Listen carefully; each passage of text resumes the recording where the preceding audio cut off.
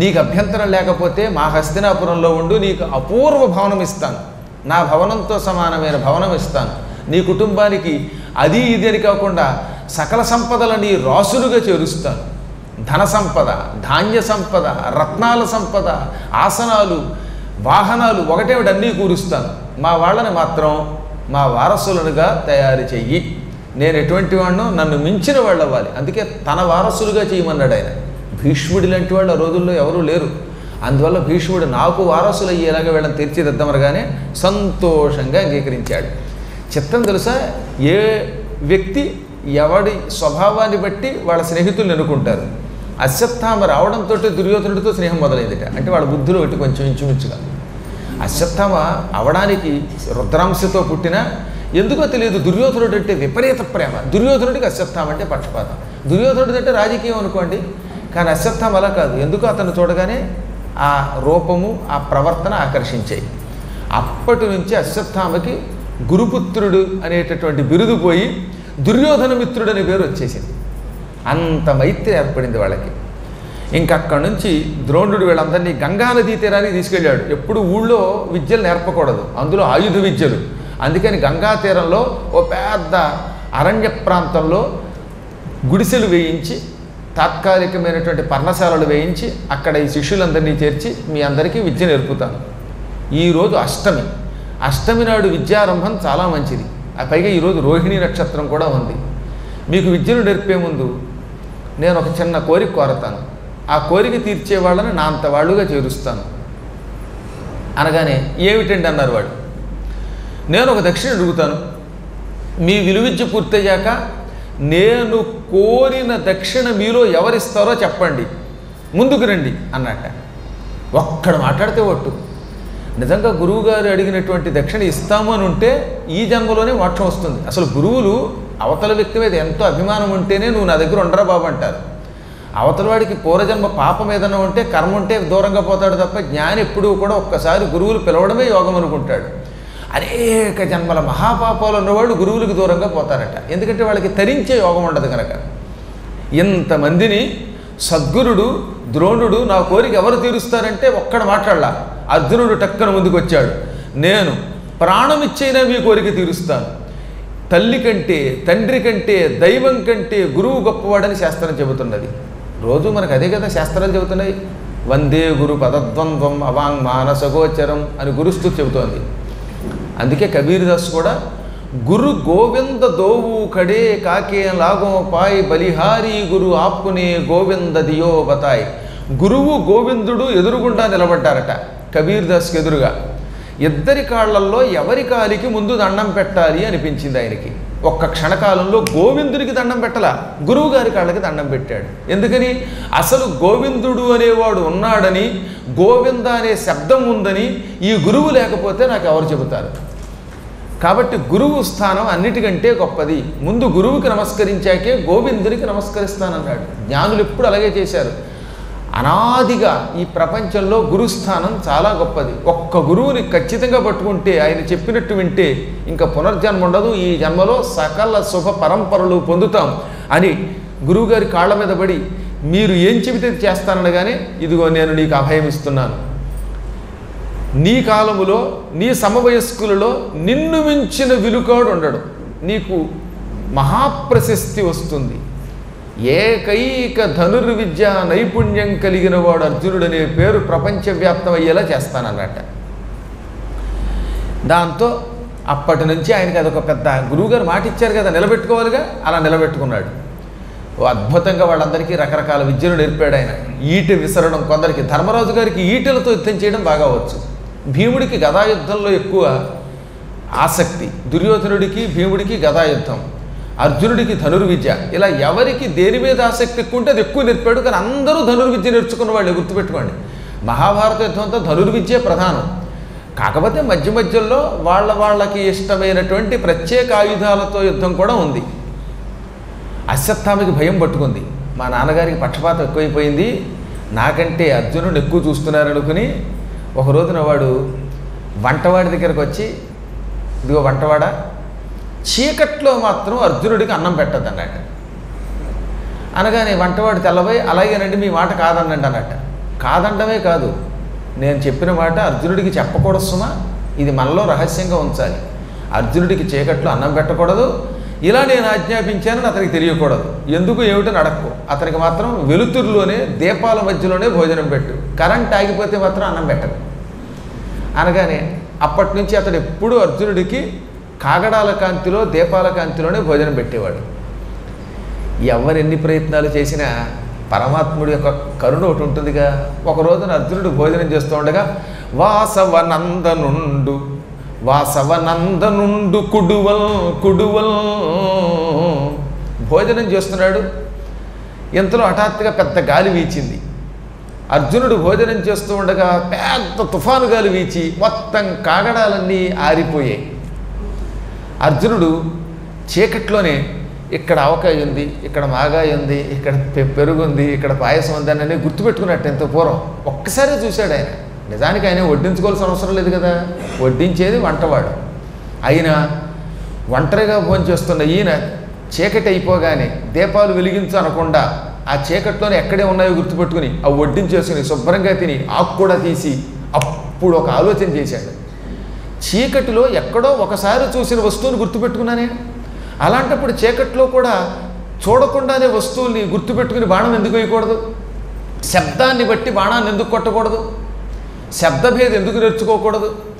పగటిపూట చూసిన వస్తువుని రాత్రిపూట చూడకుండానే చీకట్లో ఎలా కొట్టచ్చో ఏమిటో అభ్యాసం చేయాలనుకున్నట్ట. చీకట్లో బాణాలు వేయడం నేర్చుకుని గురిగా ఛేదించడం మొదలెడితే అందరినీ మించిపోతాడు అర్జునుడు అని ఆ టెక్నిక్ అతనికి రాకుండా ఉండడానికి అశ్వత్థామ కుట్రమన్నాడు. కానీ భగవంతుడు కావాలని దీపం అర్పి ఇతనికి ఆలోచన రేకెత్తించాడు. ఆ రోజు నుంచి అందరూ నిద్రపోతుంటే రాత్రి 10 గంటల నుంచి 12 గంటల మధ్యలో కటిక చీకట్లో ఆకెక్కడో అల్లల్లాడగానే ఆ శబ్దాన్ని బట్టి టక్కన బాణం కొట్టడం మొదలెట్టాడు అర్జునుడు. ఈయన వేసిన బాణం శబ్దాన్ని బట్టి ఆ ఆకుకో కొమ్మకో తగిలేది. రాత్రిపూట గాలికి ఆకులు ఆడతాయి కదా, ఆ అల్లాడుతున్న ఆకులకో లేకపోతే ఒకదానికోటి తగులుతున్న కొమ్మలకో శబ్దమును బట్టి బాణం కొట్టగానే ఇది వెళ్ళి దాన్ని ఛేదించేది. ఈ విధంగా అర్జునుడు ఆశ్చర్యకరంగా కటిక చీకట్లో కూడా కేవలం చిన్న శబ్దమును బట్టి గురిగా లక్ష్యాన్ని కొట్టడం మొదలెట్టాడు.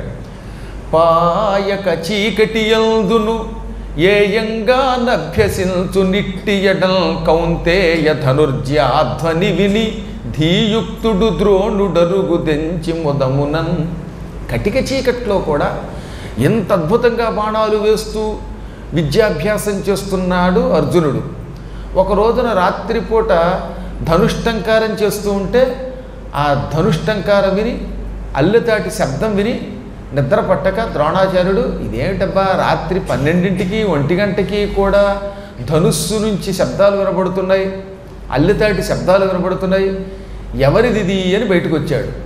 ఎదురుగుండా అర్జునుడు చీకట్లో బాణాలు అభ్యసిస్తూ కనబడ్డాడు.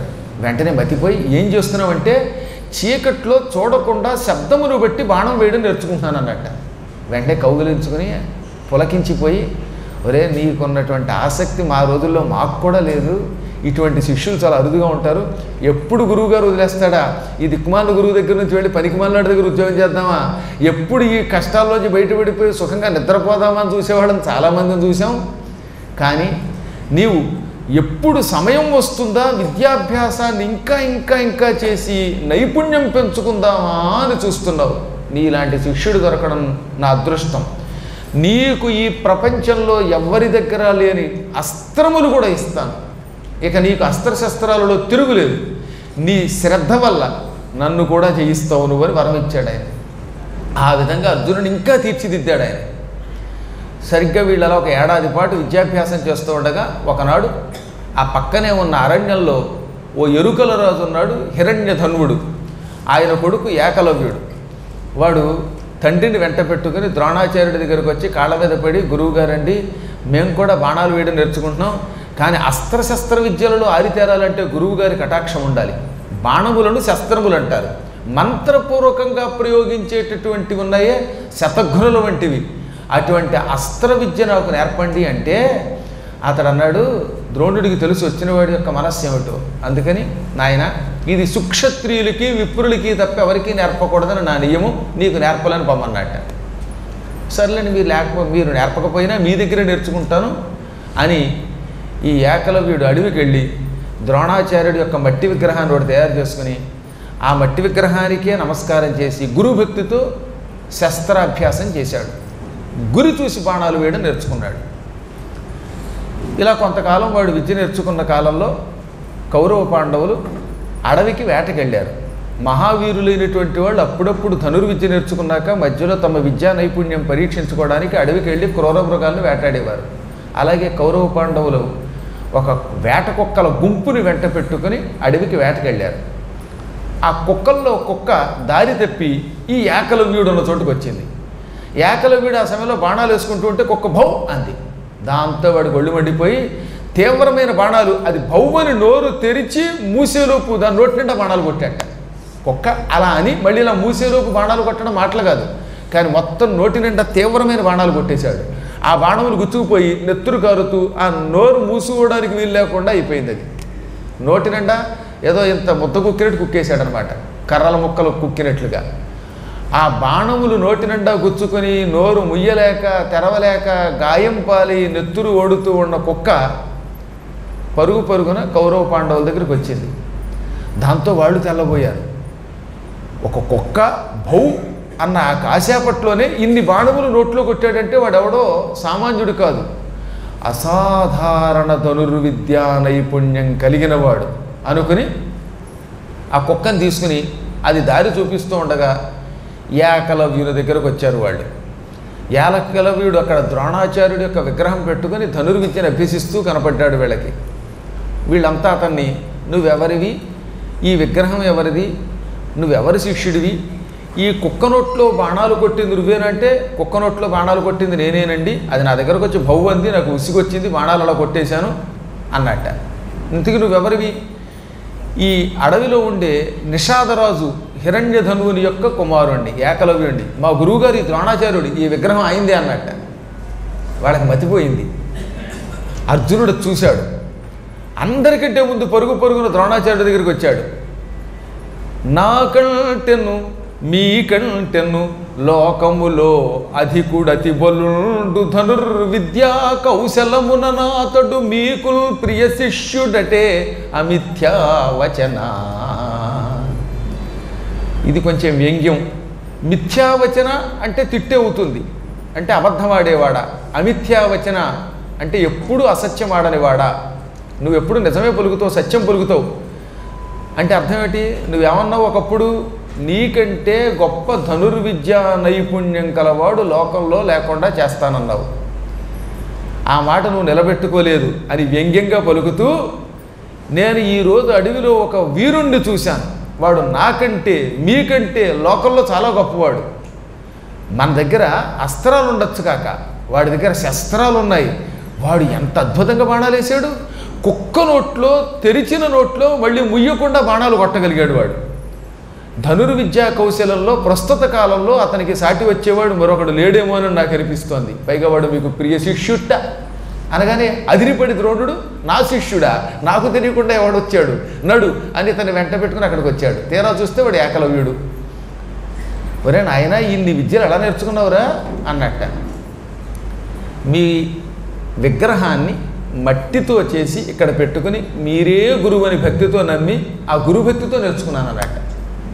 గురుభక్తికి అంత శక్తి ఉన్నది.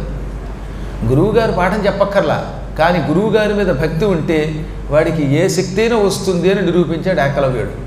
దాంతో ద్రోణాచార్యుడు ఓహో, గురుభక్తితో నా విగ్రహాన్ని పెట్టుకుని నాకు తెలియకుండానే విద్య నేర్చుకున్నావు, చాలా సంతోషం.